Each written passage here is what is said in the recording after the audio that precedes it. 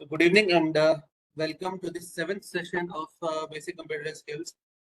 इसमें कल वाले सेशन में हमने MS Word स्टार्ट किया है और उसी को आज हम कंटिन्यू करने वाले हैं।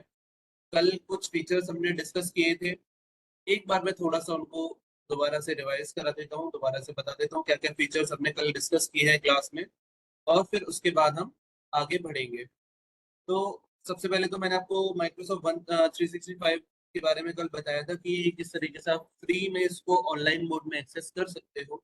तो बस वहीं पे जाकर के एक नया डॉक्यूमेंट यहाँ पे क्रिएट कर लेते हैं एंड नया डॉक्यूमेंट हो रहा है ओपन। हो जाने देते हैं इसको।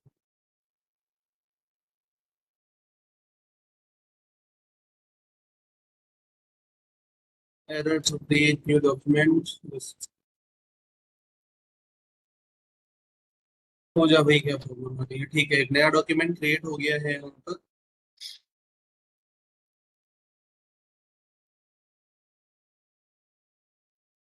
तो कल हमने होम टैब में इसके रिबन में कई सारी चीजें हैं जिसको हमने डिस्कस किया था, जिसमें सबसे स्टार्टिंग से चलते हुए अंडू रीडू, फिर उसके बाद में paste, cut, copy, format painter अभी हमने नहीं किया, फॉर्मेट पेंटर को भी हम देख लेंगे।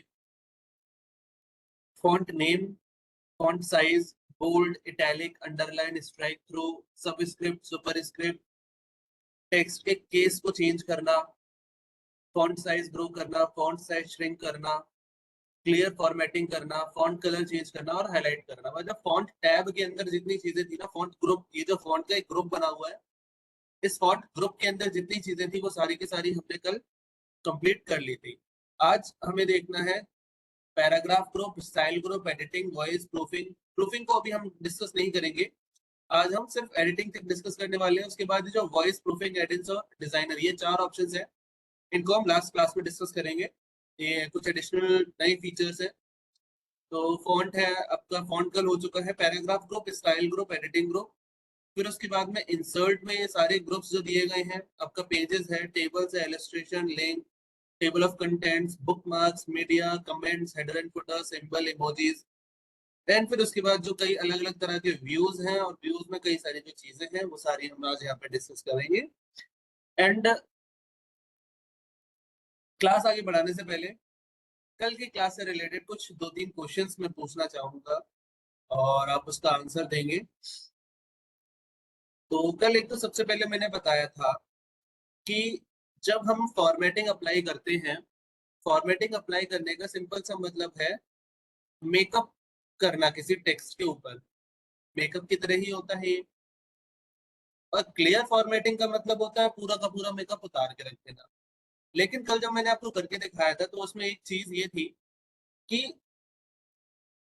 जब मैं क्लियर फॉर्मेटिंग कर रहा हूँ, क्लियर फॉर्मेटिंग करने के बाद में सारी फॉर्मेटिंग हट जा रही है except for one.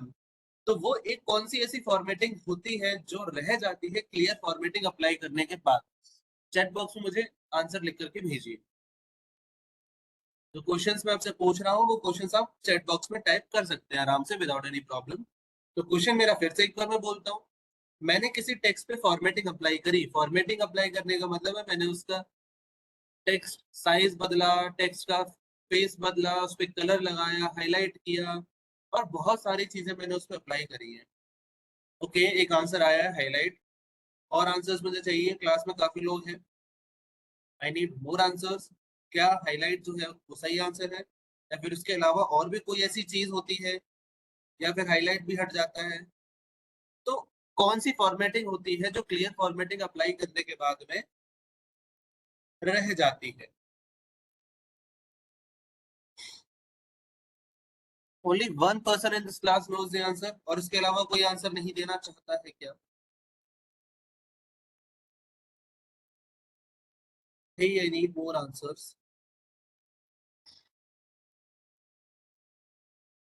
Okay, no problem. Nero is absolutely right. Highlight जो होता है वो क्लियर फॉर्मेटिंग अप्लाई करने के बाद में रह जाता है। सिर्फ हाईलाइट वाला फॉर्मेटिंग छूटता है, उसके अलावा सारी की सारी फॉर्मेटिंग हट जाती है क्लियर फॉर्मेटिंग अप्लाई करने के बाद। ठीक है, स्ट्राइक थ्रू की शॉर्टकट की क्या है? अगर मेरे को स्ट्राइक थ्रू करना है टेक्स्ट को तो उसकी शॉर्टकट की क्या होती है? What will be the shortcut की फॉर स्ट्राइक थ्रू? डायरेक्ट ये शॉर्टकट कीज वाले ही क्वेश्चंस बनते हैं एग्जाम में। अनडू करने के लिए शॉर्टकट की, रीडू करने के लिए शॉर्टकट की, हर एक काम के लिए शॉर्टकट की है। तो स्ट्राइक थ्रू करने के लिए शॉर्टकट की क्या है?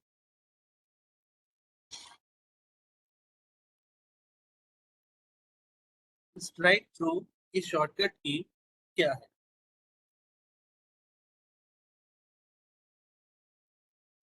हम्म, यस, कंट्रोल शिफ्ट एक्स। तो कंट्रोल डी नहीं होगी, स्ट्राइक थ्रू करने के लिए शॉर्टकट की कंट्रोल डी नहीं होती है, कंट्रोल डी से कुछ और काम होता है। कंट्रोल शिफ्ट एक्स निहाल का बिल्कुल सही आंसर है। स्ट्राइक थ्रू किया जाता है कंट्रोल शिफ्ट एक्स से। अगर आपको आंसर नहीं पता है तो एटलीस्ट नो लिख करके टाइप करिए कमेंट बॉक्स में, ताकि मेरे को पता चले कि आप क्लास में हो। ठीक है, नेक्स्ट क्वेश्चन। अगर आपको फॉन्ट साइज ग्रो करना है, फॉन्ट का साइज अगर ग्रो करना है तो उसके लिए शॉर्टकट की क्या लगेगी? फॉन्ट साइज अगर ग्रो करना है तो फॉन्ट साइज ग्रो करने के लिए क्या शॉर्टकट की लगेगी?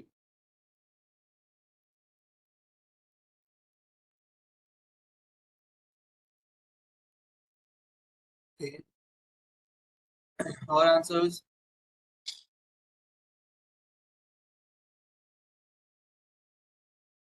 Yes Nihal, correct answer control plus shift plus greater than वाला सिंबल। अगर हम ये वाला symbol, yes Neeru, correct answer. Shivi, control shift plus something, control shift के साथ में कुछ और भी होगा, वो ग्रेटर देन वाला सिंबल होगा। आई थिंक आपका वो टाइप नहीं हुआ होगा, छूट गया होगा, कोई प्रॉब्लम नहीं, दैट्स गुड। तो कंट्रोल शिफ्ट ग्रेटर देन वाला सिंबल हम यूज करते हैं। Okay, yes. और उसी तरीके से कंट्रोल शिफ्ट लेस देन वाला सिंबल हम किसके लिए यूज करेंगे? Control shift less than is used for what? Question अगर ऐसा बनता है तो उसका उल्टा भी बन सकता है। अगर आपसे वो पूछेगा फॉन्ट साइज ग्रो करने के लिए कौन सा की यूज होता है, तो आपसे ये भी पूछ सकता है कि कंट्रोल शिफ्ट ग्रेटर देन से क्या होगा। Exactly right hero, control shift less than symbol का यूज करके हम फॉन्ट साइज को डिक्रीज कर सकते हैं। ओके, सब स्क्रिप्ट और सुपर स्क्रिप्ट आपको आई होप पता होगा। कंट्रोल शिफ्ट माइनस सिंबल का यूज करेंगे तो सब स्क्रिप्ट में जाएगा टेक्स्ट, और अगर कंट्रोल शिफ्ट प्लस यूज करेंगे तो सुपर स्क्रिप्ट में जाएगा।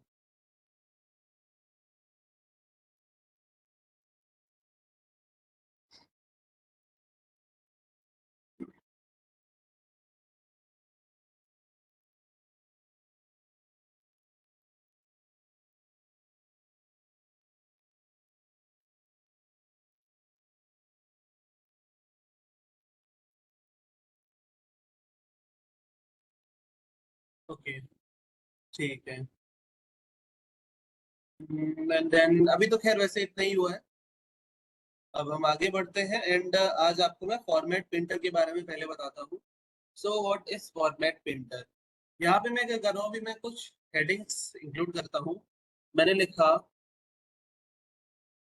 माइक्रोसॉफ्ट वर्ड, या फिर एक काम मैं करता हूँ, मेरे पास जो डॉक्यूमेंट ऑलरेडी पड़ा हुआ है उसमें से मैं डेटा उठा लेता हूँ।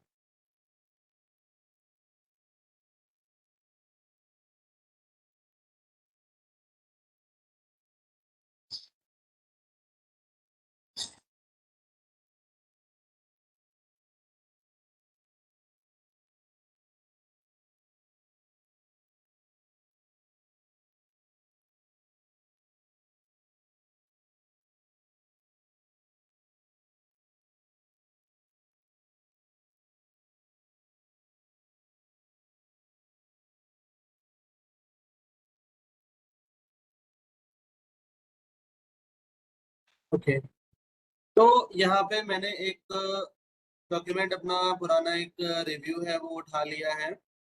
तो अब देखिए यहाँ पे एक्नॉलेजमेंट भी मैं हटा देता हूँ, यहाँ से इसकी जरूरत नहीं पड़ेगी।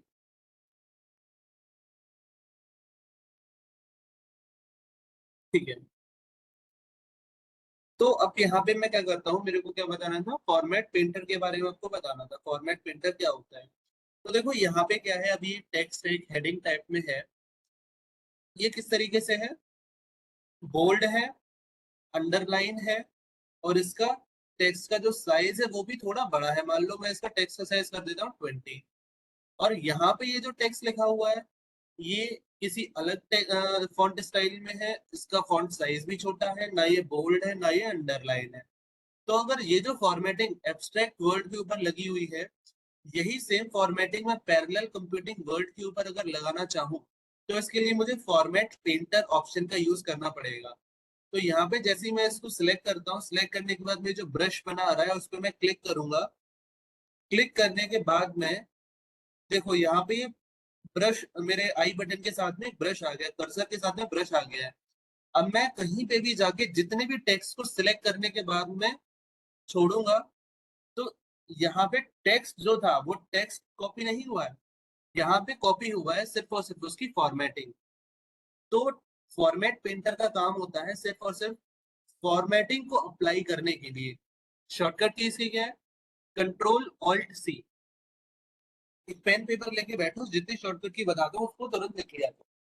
तो control alt C, control plus alt plus C दबाने से फॉर्मेट कॉपी होता है, और जहां पे भी हमें चिपकाना है ले जाकर के हम उतनी जगह को सिलेक्ट करेंगे, और control plus alt plus V को हम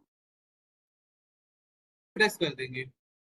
जी, आपका मैसेज आया है, क्या चीज बताइए, मैं दोबारा से रिपीट कर देता हूँ जहाँ पे आपका रह गया हो।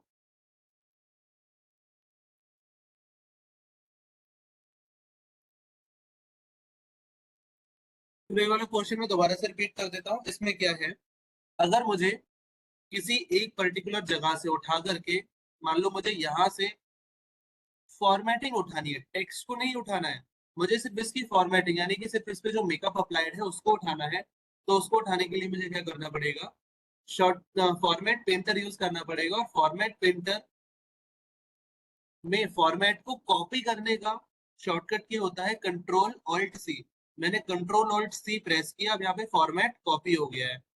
अब मैं जहां पे भी इसको ले जा करके सिलेक्ट करूंगा, जो भी मैंने जितना टेक्स्ट सिलेक्ट कर लिया और उस टेक्स्ट पे जाकर के मैंने कंट्रोल ऑल्ट वी प्रेस किया, कंट्रोल ऑल्ट वी प्रेस करते ही मेरे को यहाँ पे जो भी फॉर्मेट में उठा के लाया था वो फॉर्मेट, मेरे फॉर्मेटिंग मेरे को यहाँ पे पेस्ट हो जाएगी।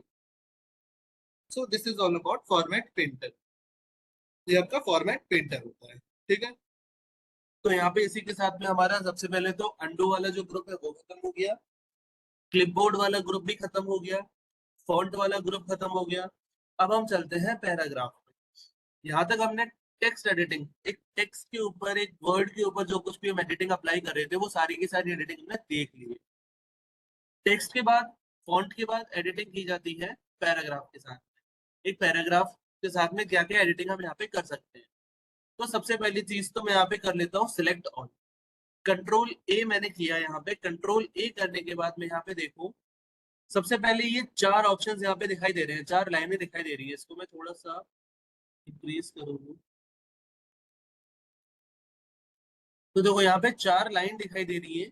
ये क्या है, ये अलाइनमेंट के लिए यूज होता है। अलाइनमेंट का मतलब कि जो मेरा टेक्स्ट लिखा हुआ है वो पेज के किस मार्जिन के साथ, देखो पेज का ये जो है ना, ये लेफ्ट वाली लाइन इसको कहते हैं लेफ्ट मार्जिन, ऊपर वाली ये जो लाइन है इसको कहते हैं टॉप मार्जिन, राइट वाली ये जो पूरी लाइन है इसको कहा जाता है राइट मार्जिन, और ये जो नीचे वाली लाइन है इसको कहा जाता है बॉटम मार्जिन। तो मार्जिन चार तरह के होते हैं। मार्जिन मतलब पेजेस के कोने, पेजेस के कोने वो हमको मार्जिन कहा जाता है। तो टॉप होता है, बॉटम होता है, लेफ्ट होता है और राइट होता है, चार तरह के मार्जिन होते हैं, ठीक है। अब मैं चाहता हूँ कि टेक्स्ट मेरे किस मार्जिन पे हो। अगर मैं इसको कर दूंगा लेफ्ट अलाइन,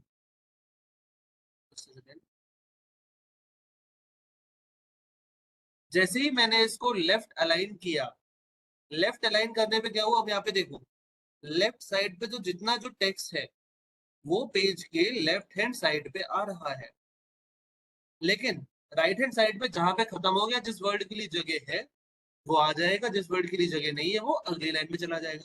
नॉर्मली हम लोग अपने नोटबुक में जब नोट्स बनाते हैं तो इसी तरीके से बनाते हैं। लेफ्ट मार्जिन से हम स्टार्ट करते हैं लिखना, राइट तक जाते हैं, राइट में अगर वर्ड के लिए जगह है तो लिखेंगे, वर्ड के लिए अगर जगह नहीं है तो नई लाइन से लिखना चालू कर देंगे। तो ये तो होता है हमारा लेफ्ट मार्जिन, इसे कहते हैं लेफ्ट अलाइनमेंट। लेफ्ट अलाइनमेंट के लिए शॉर्टकट की होती है control plus L. Control plus L shortcut की होती है लेफ्ट अलाइन करने के लिए।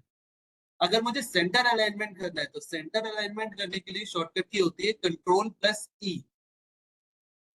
जैसे ही मैंने सेंटर अलाइनमेंट किया, देखो क्या हुआ, पेज के बीच में से लाइन एक जा रही होगी, एक इमेजिनरी लाइन, जिसके लेफ्ट और राइट में बराबर टेक्स्ट डिस्ट्रीब्यूट हो जाएगा। तो पेज के बीचों बीच से, अब ये ना तो लेफ्ट मार्जिन पे लगा हुआ है ना ही राइट मार्जिन पे लगा हुआ है, ये पेज के बिल्कुल बीच में चल रहा है। उसके बाद एक होता है हमारे पास राइट मार्जिन, ये लेफ्ट मार्जिन का जस्ट अपोजिट है। लेफ्ट मार्जिन के लिए शॉर्टकट की है कंट्रोल प्लस एल, और राइट मार्जिन के लिए शॉर्टकट की है कंट्रोल प्लस आर। तो देखो इसमें क्या हुआ, राइट मार्जिन से सारे चीजें बिल्कुल एडजस्ट हो गई हैं और लेफ्ट साइड में जगह छूट रही है। और फिर एक लास्ट हमारे पास बचता है जस्टिफाइड अलाइनमेंट। जस्टिफाइड अलाइनमेंट के लिए शॉर्टकट की है कंट्रोल प्लस जे। जैसे ही मैंने जस्टिफाइड अलाइनमेंट पे क्लिक किया तो पेज के लेफ्ट और राइट दोनों मार्जिन पे टेक्स्ट एकदम बराबर तरीके से आ रहा है। तो देखो ये पूरा, अब आपको देखो देखने में भी अच्छा लग रहा है ये। जैसे ही मैंने इसको जस्टिफाइड अलाइनमेंट किया तो ये देखने में भी अच्छा लग रहा है। लेफ्ट और राइट दोनों मार्जिन से ये बिल्कुल एक सही तरीके से यहाँ पर आ चुका है। ठीक है, ज्यादा बड़ा हो गया है, इसको थोड़ा छोटा कर लेते हैं।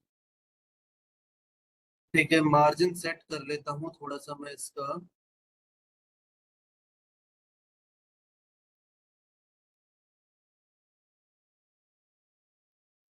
देखो ये वाले जो टैब्स होते हैं ना ऊपर, जो ये जो मार्जिन पे दिए गए हैं, इनका काम होता है पेज की अलाइनमेंट को सही करने का।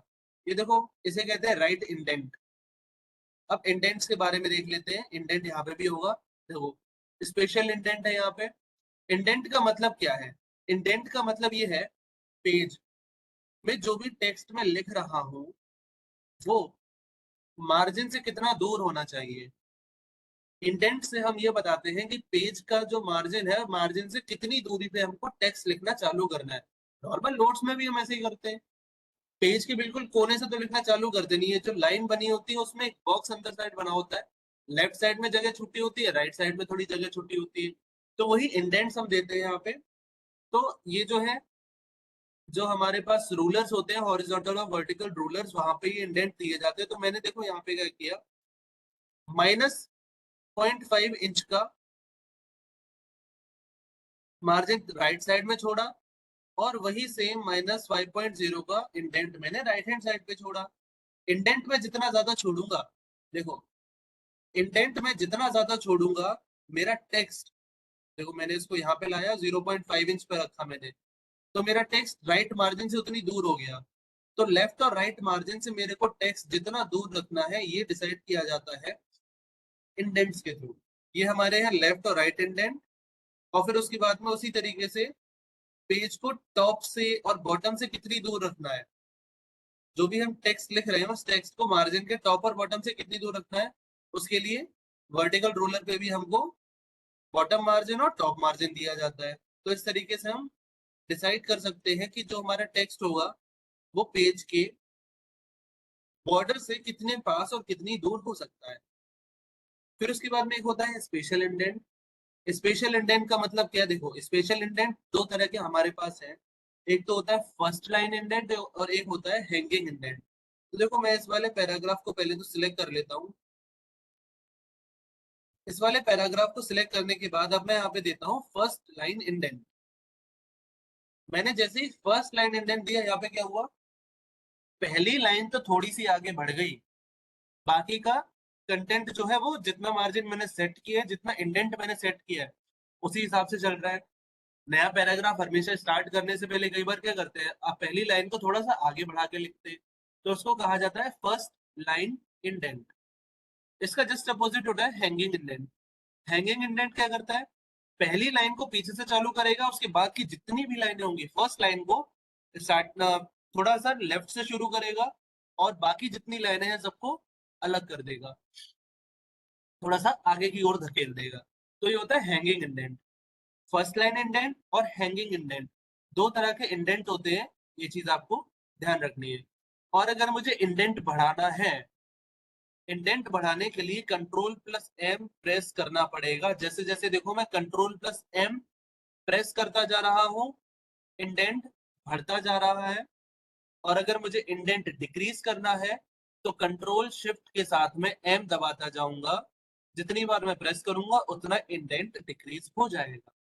तो क्या हुआ, जो मैंने बोला फिर से मैं बताता हूं, अगर मुझे इंडेंट बढ़ाना है, इंडेंट अगर मुझे बढ़ाना है, राइट की तरफ ज्यादा करना है, तो कंट्रोल प्लस एम दबाया जाएगा। और अगर इंडेंट मुझे कम करना है तो control plus shift plus M press किया जाएगा। Is that clear? सभी को क्लियर है ये चीज? उसके बाद लाइन स्पेसिंग वाला ऑप्शन देख लेते हैं। लाइन स्पेसिंग में क्या होता है, लाइन स्पेसिंग का मतलब एक लाइन के बाद आप दूसरी लाइन में कितना स्पेस देना चाहते हो। 1.15 दे सकते हो, देखो 1.5 दे सकते हो, 2 दे सकते हो और 3 दे सकते हो। ये यूनिट्स में क्या है, एक लाइन के बाद दूसरी लाइन कितनी दूर आनी चाहिए, ये चीज तय की जाती है लाइन स्पेसिंग से। 1 की अगर मैंने दी तो लाइंस बहुत पास पास आ रही हैं, और 1.15 दिया तो नॉर्मली कुछ इस तरीके से लाइंस आती हैं।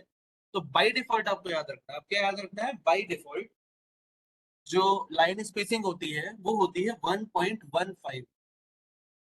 बाय डिफॉल्ट लाइन स्पेसिंग होती है 1.15।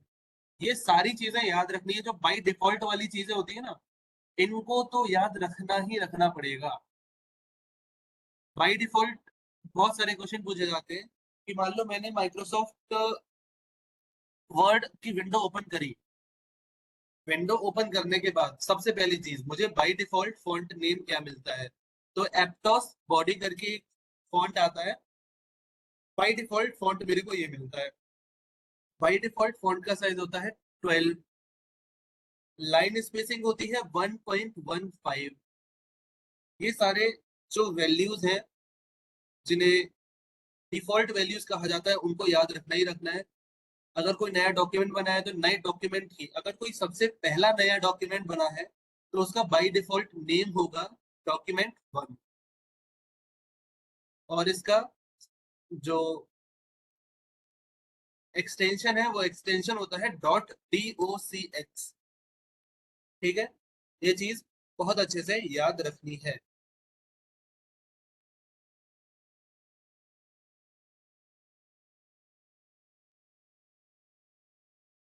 Okay, is that clear? जितना भी बताया है क्लियर है सभी को?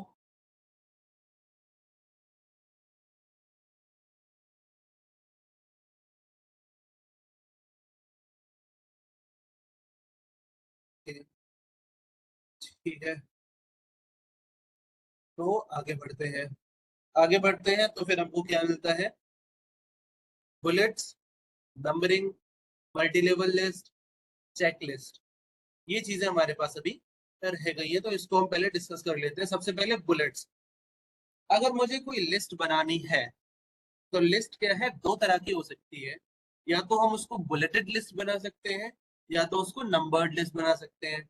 देखो बुलेटेड लिस्ट में अगर बनाना चाहूँ तो क्या कर सकते हैं, मान लो मैं लिखता हूँ यहाँ पे एक लिस्ट बनाता हूँ, टॉप 10 फूड आइटम्स। चलो भाई अपने अपने पसंदीदा फूड आइटम्स बताना चालू करो, सभी लोग एक एक करके उसी को हम लिस्ट में एंटर करते जाते हैं।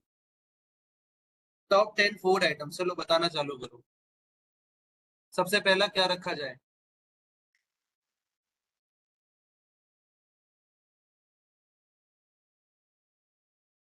सबसे पहला फूड आइटम ओके, दाल khichdi. Okay, pizza. And then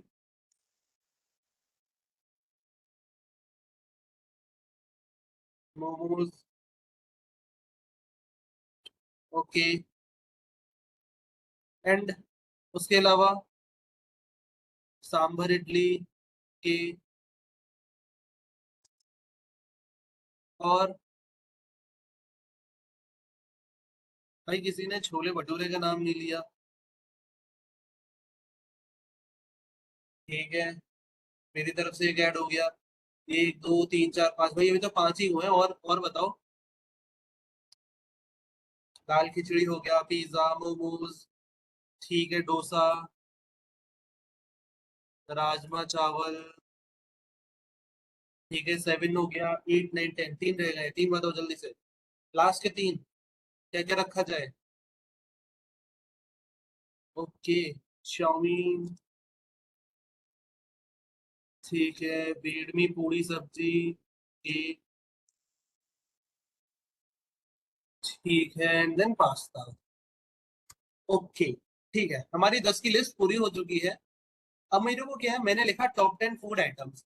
भाई टॉप 10 फूड आइटम्स लिखा है तो थोड़ा सा इसको मैं क्या है बोल्ड कर देता हूँ, अंडरलाइन कर देता हूँ, थोड़ा सा इसका टेक्स्ट का साइज बढ़ा देता हूँ, और इसको सेंटर में कर देता हूँ। इतनी फॉर्मेटिंग मैंने अप्लाई कर दी इस पे। ठीक है, वेल एंड गुड। इतनी फॉर्मेटिंग मैंने इस पे अप्लाई कर दी है। इसके बाद में अब मुझे क्या करना है, ये जो चीजें मैंने यहाँ पे लिस्ट में लिखी हुई है, अभी क्या लिस्ट जैसी लग नहीं रही है। एंटर दबा दबा के मैं लिखता चला गया। मुझे ये एक लिस्ट बनानी है, तो लिस्ट के ऑप्शन देखो, यहाँ पे मेरे पास दो होते हैं।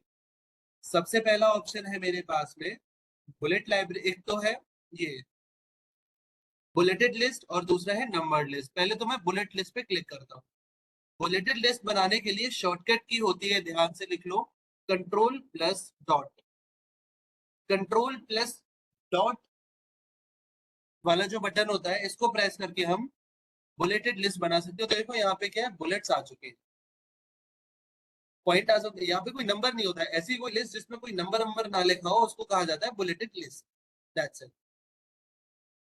फिर उसके बाद में कई तरह के बुलेट्स हमारे पास, हॉलो डिस्क हमको मिल जाएगा, स्क्वायर मिल जाता है, हॉलो स्क्वायर मिल जाता है, फिर आपको स्टार सिंबल मिल जाएगा, और उसके बाद में एरो का सिंबल मिल जाएगा। कोई आपको इमोजी लगाना है, वो इमोजी लग जाएगा। जो आप लगाना चाहो यहाँ पे, वो आप अपनी तरफ से सिंबल लगा सकते हो। No problem at all. नई लिस्ट बनाना चाहते हो अपने हिसाब से, वो भी कर सकते हो। देखो यहाँ पे कई सारे कैरेक्टर्स आपको दिए गए हैं, आप ये भी कर सकते हो। फॉन्ट एप्टॉस लेना है, फॉन्ट आपको कैलिब्री लेना है, जो फॉन्ट आपको चाहिए वो फॉन्ट आप ले लो, और वो वैल्यू आप यहाँ पे इंसर्ट कर दो। तो लो, जो वैल्यू वहां से मैंने सिलेक्ट करी, इंसर्ट करी, वो ऑटोमेटिकली इंसर्ट हो गई। ठीक है। अच्छा, वैसे इसमें एक ऑप्शन आता था जिसमें हम अपनी फोटो भी लगा सकते थे, तो वो एक जगह मैंने देखा था। बुलेट के लिए शॉर्टकट की है कंट्रोल प्लस डॉट। डॉट वाला जो बटन होता है, ग्रेटर देन सिंबल के नीचे होता है, कंट्रोल प्लस डॉट। फिर उसके बाद में नंबरिंग के लिए, अगर मेरे को नंबर्ड लिस्ट बनानी है, तो देखो नंबरिंग पे मैंने क्लिक किया, यहाँ से नंबर चालू हो गए। नंबर्ड लिस्ट बनाने के लिए शॉर्टकट की होती है कंट्रोल प्लस फॉरवर्ड स्लैश। देखो कौन सा button, CTRL plus forward slash. Control plus forward slash, ये किसके लिए यूज होता है? ये यूज होता है नंबर्ड लिस्ट बनाने के लिए। और कंट्रोल प्लस डॉट का सिंबल यूज होता है बुलेटेड लिस्ट बनाने के लिए। ठीक है, ये दो चीजें हैं, इसमें ध्यान रखिएगा। अब बुलेटेड लिस्ट या नंबर्ड लिस्ट, जिस तरीके से बुलेटेड लिस्ट कई तरह की होती है, नंबर्ड लिस्ट भी कई तरह की होती है। आप रोमन नंबर्स ला सकते हो। रोमन में कैपिटल भी हो सकता है, स्मॉल भी हो सकता है, ABCD इंसर्ट किया जा सकता है, कुछ इस तरीके का भी होता है। जिसमें राइट हैंड साइड पे एक ब्रैकेट लगा होता है, कई जगहों पे दोनों तरफ ब्रैकेट लगे होते हैं।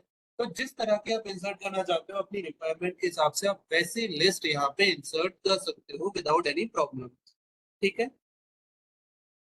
ओके, ये चीज क्लियर है। इसके बाद हम आगे बढ़ते हैं किस पर, multi level list. Multi level list होती है, मल्टी लेवल लिस्ट की कोई शॉर्टकट की नहीं है।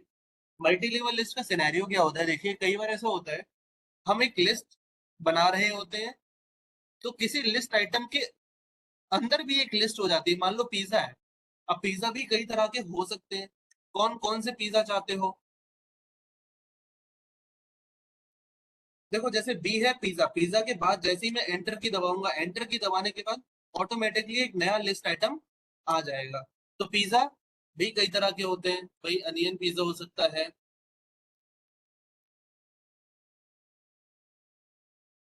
और कौन सा होता है पिज्जा, भाई मेरे को तो पिज्जा ज्यादा पसंद नहीं है तो मेरे को ज्यादा इसका आइडिया नहीं है। डबल चीज हो जाएगा, चीज बर्स्ट हो सकता है। अपने अपने फेवरेट पिज्जा बताते जाओ, मैं तो खाता नहीं ज्यादा। ठीक है, चीज बर्स्ट हो जाएगा, मार्गरेटा, और और कौन कौन से होते हैं, डबल चीज, तो भाई डबल चीज ऐड कर दिया। ठीक है, फार्म पिज्जा लो भाई। ठीक है, इतने मैंने ऐड कर दिए। अब लेकिन अब देखो इसमें क्या दिक्कत है, पिज्जा मुझे पता है कि ये पिज्जा के कई अलग अलग तरह के टाइप्स है, तो इनको पिज्जा के अंदर होना चाहिए ना कि लिस्ट में बाहर की तरफ। तो क्या होगा, अगर मुझे, मैं एक लिस्ट में चल रहा हूँ और उस लिस्ट के किसी आइटम से मुझे एक लेवल अंदर और जाना है, तो क्या करूंगा, मैं इस पे क्लिक करूंगा, जिस जो भी आइटम है, मान लो मुझे पिज्जा को पेरेंट बनाना है और अनियन को चिल्ड्रन बनाना है, तो क्या करूंगा, सीधा चिल्ड्रन पे जाके टैब की प्रेस कर दूंगा। यहाँ पे जाके मैं जैसे ही टैब की प्रेस करूंगा पिज्जा पेरेंट बन जाएगा, अनियन उसका चाइल्ड बन जाएगा। इसी तरीके से मैं सब पे जाके करूंगा, एक एक करने से बढ़िया मैं सभी को सिलेक्ट करूंगा और एक साथ में टैब की प्रेस कर दूंगा। तो देखो ए आया, फिर बी आया, फिर बी के अंदर दोबारा से ABCD चालू हो गया। तो ये क्या हुआ, यहाँ पे मल्टी लेवल लिस्ट बन गई, लिस्ट के अंदर लिस्ट। मान लो अनियन के बाद में मैं कुछ ऐड करना चाहता हूँ, एंटर की प्रेस करूंगा, ऐड हो जाएगा। मुझे अनियन के अंदर भी एक नया चिल्ड्रन बनाना है, तो यहाँ पे मैं टैब की प्रेस कर दूंगा। इसके अंदर भी कोई चिल्ड्रन बनाना है, तो फिर टैब की प्रेस कर दूंगा। तो देखो क्वेश्चन सीधा सा ये बनता है कि मल्टी लेवल लिस्ट में एक मल्टी लेवल लिस्ट में लेवल के अंदर जाने के लिए टैब की प्रेस की जाती है, लेवल से बाहर आने के लिए एंटर की प्रेस की जाती है। ये सीधा सीधा पूछा जाएगा क्वेश्चन, मैं यहाँ पे लिख देता हूँ।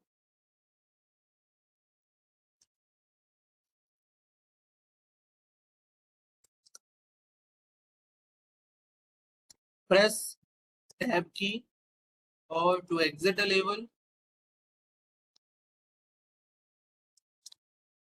Press enter key. ठीक है, ये दो चीजें हो गई।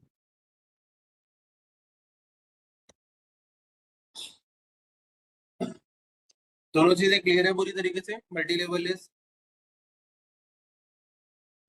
लिस्ट फिर कई तरह की हो सकती है। यहाँ पे ओपन करो इस लिस्ट को, आपको ऐसी लिस्ट चाहिए है या फिर आपको इस तरह की लिस्ट चाहिए है, जैसी लिस्ट चाहिए वैसी की वैसी लिस्ट आप यहाँ पे इंसर्ट कर सकते हो विदाउट एनी प्रॉब्लम। क्लियर है। फिर इसके बाद में एक छोटा सा ऑप्शन दिखाई दे रहा है, शो और हाइड का। शो और हाइड का क्या होता है, मैं इसको जैसे ही ओपन किया तो अब देखो क्या हुआ, जैसे ही मैंने इसको एक्टिव किया, ये ऑप्शन है शो और हाइड का। ये जो उल्टा सा पी बना हुआ है ना, इस उल्टे से पी को कहा जाता है non printable characters. Non printable character कौन से, नॉन प्रिंटेबल कैरेक्टर वो होते हैं जो मेरे डॉक्यूमेंट में होते तो हैं लेकिन वो प्रिंट नहीं होते हैं। देखो कौन कौन से हैं, देखो एब्स्ट्रैक्ट के बाद मैंने टैब की दबाई है, जैसे ही मैं स्पेस दबाता जा रहा हूँ, ये भी क्या है, मैं डॉट नहीं लिख रहा हूँ, मैं स्पेस दबा रहा हूँ, मैं स्पेस दबा रहा हूँ तो वहां पे एक डॉट आ रहा है। मैंने जैसे ही एंटर की दबाई, एक ये उल्टा पी सिंबल आ गया। डॉट दबाने पे, वो स्पेस दबाने पे डॉट आ रहा है, एंटर दबाने पे ये उल्टा पी आ रहा है। अगर मैं टैब की प्रेस करूं तो देखो टैब की से एरो बन रहा है। टैब क्या करता है, 5 कंसेक्यूटिव स्पेस इंसर्ट करता है, तो टैब की ये ऑप्शन दे रहा है। तो भाई स्पेसेस जो है मेरे डॉक्यूमेंट में तीन ही चीजों से आते हैं, या तो मैं टैब की प्रेस करूं, या स्पेस बार प्रेस करूं, या एंटर प्रेस करूं।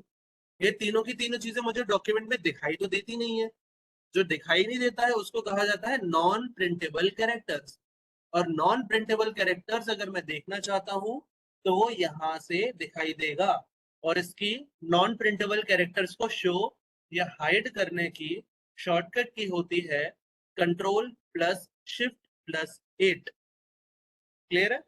कंट्रोल प्लस शिफ्ट प्लस 8 जैसे ही प्रेस करेंगे तो जो हमारे कैरेक्टर्स हैं वो शो या हाइड हो जाएंगे। क्लियर है? नॉन प्रिंटेबल कैरेक्टर, ध्यान रखना, ये वो सारे कैरेक्टर्स होते हैं जो हमारे डॉक्यूमेंट में होते तो हैं लेकिन प्रिंट नहीं होते हैं। तो जैसे ही मैं इसको ऑफ कर दूंगा, देखो दिखना बंद हो गए। कई बार ऐसा होता है, कई बार हम जब अपने डॉक्यूमेंट को सेट कर रहे होते हैं, स्पेसिंग वगैरह, कई बार समझ नहीं आता यार ये स्पेस कहाँ से आ गया, ये टैब कहाँ से आ गया, यहाँ पे इतनी जगह खाली क्यों छूटी हुई है। कई बार कंफ्यूजन होता है।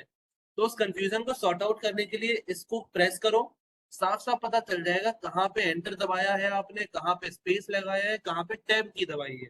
तो जो अनाप शनाप फालतू के स्पेस, देखो यहाँ पे एब्स्ट्रैक्ट और इन पैरेलल कंप्यूटिंग जहाँ से कंप्यूटर स्टार्ट हो रहा है उनके बीच में स्पेस आ रहा है।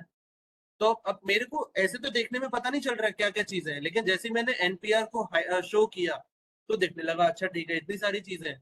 तो इनको क्या करो, सिलेक्ट करो, डिलीट करो, यहाँ पे भी ये फालतू की चीजें इनको भी डिलीट करो, नहीं चाहिए मुझे, सिर्फ एक एंटर चाहिए।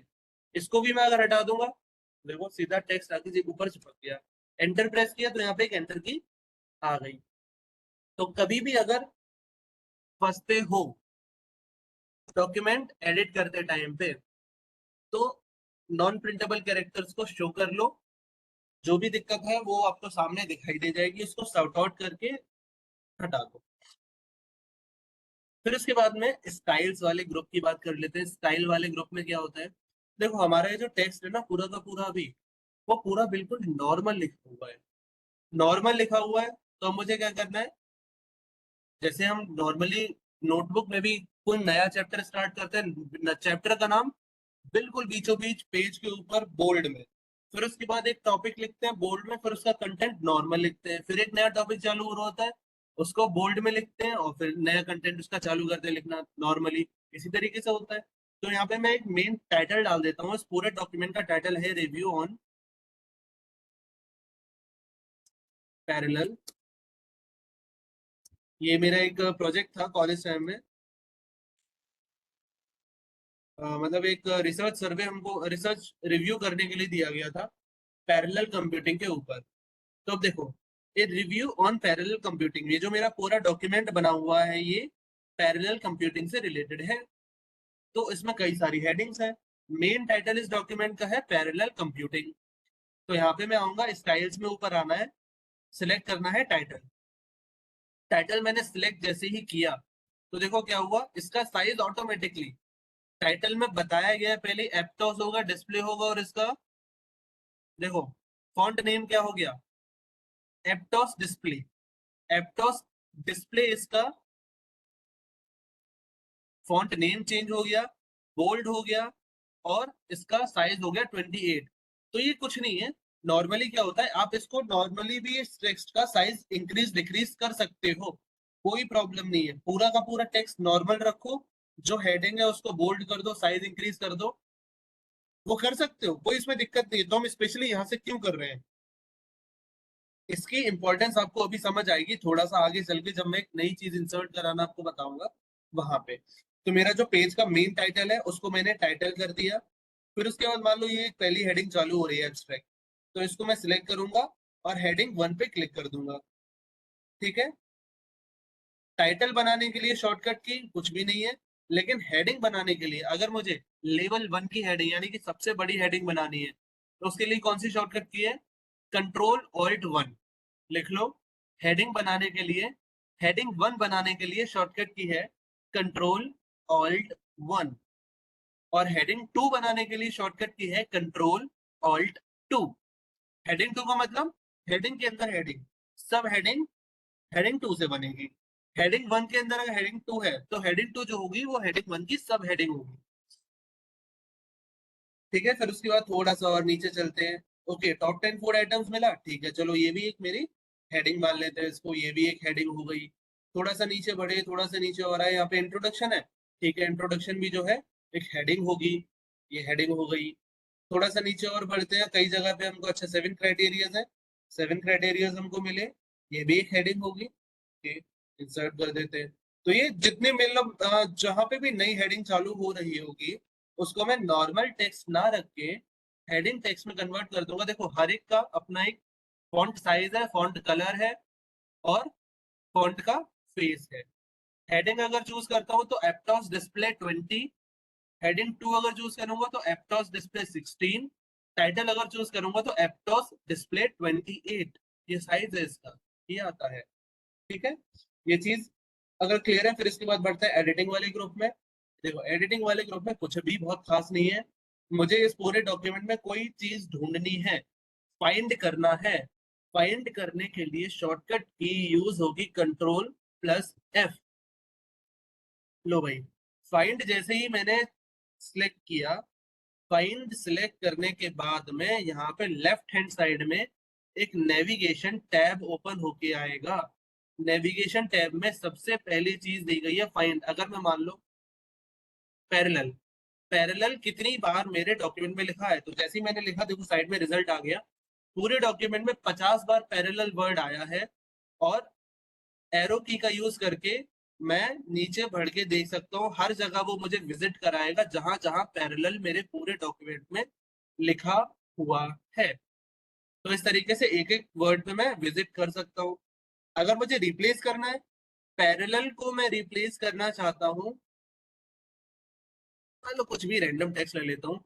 पैरेलल को अगर मैं रिप्लेस करना चाहता हूँ तो मेरे पास दो ऑप्शन होते हैं। सबसे पहली चीज तो मेरे को वो वर्ड फाइंड करना होगा, फाइंड करने के बाद में मैं क्या उस वर्ड की जगह रखना चाहता हूँ, और फिर एक ऑप्शन आता है रिप्लेस और दूसरा आता है रिप्लेस ऑल। रिप्लेस अगर क्लिक करोगे तो करेंटली में जो देखो ये वाला वर्ड सिलेक्टेड है, सिर्फ ये रिप्लेस होगा, फिर उसके बाद अगला सिलेक्ट हो जाएगा, वो रिप्लेस होगा। अगर मैं रिप्लेस ऑल पे क्लिक कर देता हूँ तो जितने डॉक्यूमेंट पे जितनी बार पैरेलल लिखा होगा वो डिस्प्ले में वो चेंज हो जाएगा। अभी मैं इसको रिवर्ट कर देता हूँ चेंजेस को। ठीक है, फिर देखो यहाँ पे नेविगेशन में सबसे पहले मैंने क्या, हेडिंग्स का ऑप्शन आ रहा है। देखो हेडिंग्स आ गई। अभी जो ये जो हेडिंग बनाई थी ना, हेडिंग बनाने की जो इंपॉर्टेंस थी वो यहाँ पे है डॉक्यूमेंट के नेविगेशन में। एब्स्ट्रैक्ट पे मैंने क्लिक किया, देखो एब्स्ट्रैक्ट पे आ गया। फिर दूसरी हेडिंग पे मुझे जाना है, टॉप 10 फूड आइटम्स पे जाना है, क्लिक किया, टॉप 10 फूड आइटम्स पे आ गया। इंट्रोडक्शन पे क्लिक किया, तुरंत यहाँ पे पहुंच गए। 7 क्राइटेरिया वाली हेडिंग पे क्लिक किया, यहाँ पहुंच गए। तो डॉक्यूमेंट की नेविगेशन बहुत आसान हो जाती है अगर मैंने डॉक्यूमेंट में क्या किया है, हेडिंग्स का यूज किया। मान लो अगर मैंने इसको हेडिंग 2 बनाया होता, तो देखो जैसे ही मैंने हेडिंग 2 बनाया ये क्या हुआ, यहाँ पे देखो जैसे ही मैंने इसको हेडिंग 2 बनाया, यहाँ पे ये इंट्रोडक्शन के अंदर आ गया। अब इंट्रोडक्शन की सब हेडिंग बन गई है ये। इसको कोलैप्स भी किया जा सकता है, इंट्रोडक्शन को कोलैप्स, हेडिंग 1 को कोलैप्स कर दो कि इसके अंदर जितनी भी हेडिंग्स होंगी वो सारी सॉरी,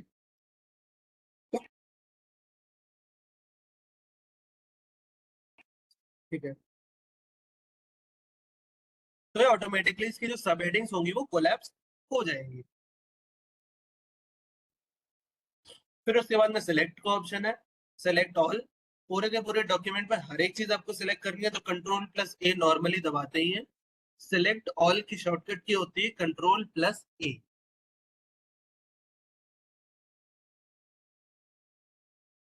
कुछ ऐसी एडिटिंग है जो आप पूरे के पूरे डॉक्यूमेंट में अप्लाई करना चाहते हो तो डायरेक्टली Ctrl+A प्रेस करो और फॉर्मेटिंग अप्लाई कर दो। As simple as that. इतना सभी को क्लियर है? आई होप सभी को ये पूरा क्लियर होगा, कोई इसमें डाउट नहीं होगा।